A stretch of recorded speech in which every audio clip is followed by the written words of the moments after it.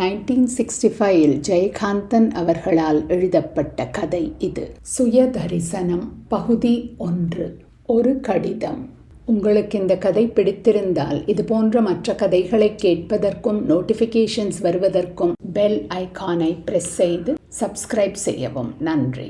அந்த வாரப்பத்திரிகையில் தனக்கு உதவி ஆசிரியர் உத்தியோகம் என்று கௌரவமாக சொல்லிக்கொண்டு ஒவ்வொரு நாளும் வந்து குவியும் கதைகளுக்கெல்லாம் அனுப்பியவர்களின் விலாசங்களை பதிவு செய்தும் பிரசுரிக்காமல் தள்ளப்பட்ட கதைகளை வருந்துகிறோம் ஸ்டாம்ப் குத்தி திருப்பி அனுப்பியும் விலாசம் எழுதி கொண்டிருப்பதையே பணியாக கொண்டுள்ள சிவராமனுக்கு இன்று அவன் பெயருக்கே ஒரு கடிதம் வந்திருக்கிறது. அந்த நீள கவரின் மீது சிவராமன் உதவி ஆசிரியர் என்று குறிப்பிடப்பட்டிருப்பதை கண்டதில் அவனுக்கு சற்று பெருமிதம்தான். அந்த நீளக்கவரின் வாய்ப்புறத்தை 2 விரல்களால் பிடித்து லாகவமாக வளைவு வளைவாக கிழித்து பிரிக்கிறான் சிவராமன். அதனுள் ஒரு கத்தை காகிதம் இருந்தும் அதன் நடுவே இருந்து இது கடிதம் என்று சொல்வது போல் தனியாக விழுந்த ஒரு காகிதத்தை எடுத்து படிக்கிறான் அவன். சிரஞ்சீவி சிவராமனுக்கு அநேக ஆசீர்வாதம். பகவான் கிருபையால் உனக்கு சகல சௌபாகியங்களும் உண்டாகணும். உங்கள் எல்லாரையும் பார்த்து நேரிடையாக சொல்லிண்டு வராம போனதை நினைச்சா கஷ்டமாத்தான் இருக்கு. இருந்தாலும் பரவாயில்லை. யோசிச்சு பார்க்கச்சே ஆசையும் உறவும் மனசுல ஆழமாயிருந்தா உதட்டோட சொல்ற வார்த்தையெல்லாம் அனாவசியம்னு தோணுறது. ஆனாலும் அப்படியெல்லாம் நினைச்சுண்டு ஒரு தீர்மானத்தோட நான் சொல்லிக்காம வந்துடல. சொல்லிக்கிறதுக்கு எனக்கு தைரியம் வரல, சொல்லிக்க முடியல. அவ்வளோதான், வந்துட்டேன். ஆமாம், எதையுமே சொல்றதுக்கு ஒரு தைரியம் வேணும். என் அனுபவத்துல செய்யறது கூட சுலபம், சொல்றது தான் கஷ்டமா இருக்கு. அதான் சிரமம். நன்னா யோசிச்சு பாரு.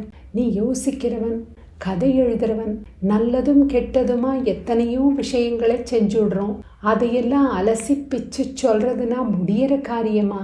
நான் இப்படி ஓடி வந்து விடுறதுன்னு முடிவு பண்ணிட்டு உங்ககிட்ட எல்லாம் சொல்லிட்டு போக வந்திருந்தேன்னா சொல்லி இருப்பேன்.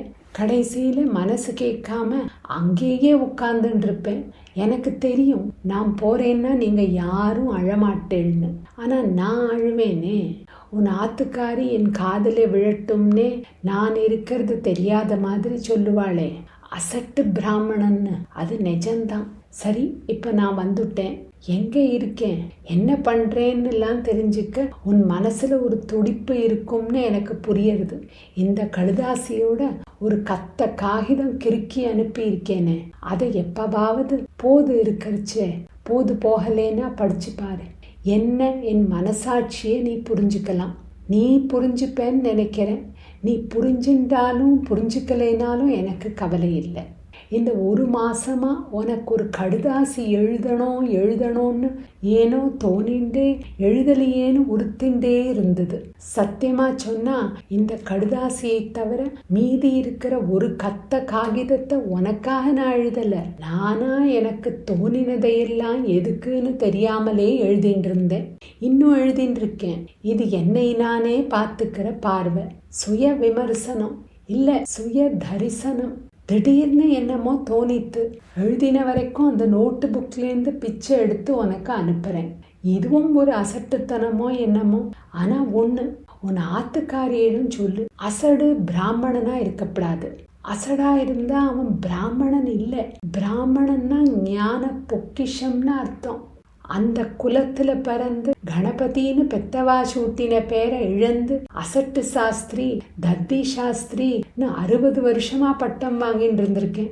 சரி, போனது போச்சு. இப்போ நான் சந்தோஷமா கௌரவமா 60 வயசுக்கு அப்புறம் இப்பதான் சந்தோஷமா இருக்கேன்.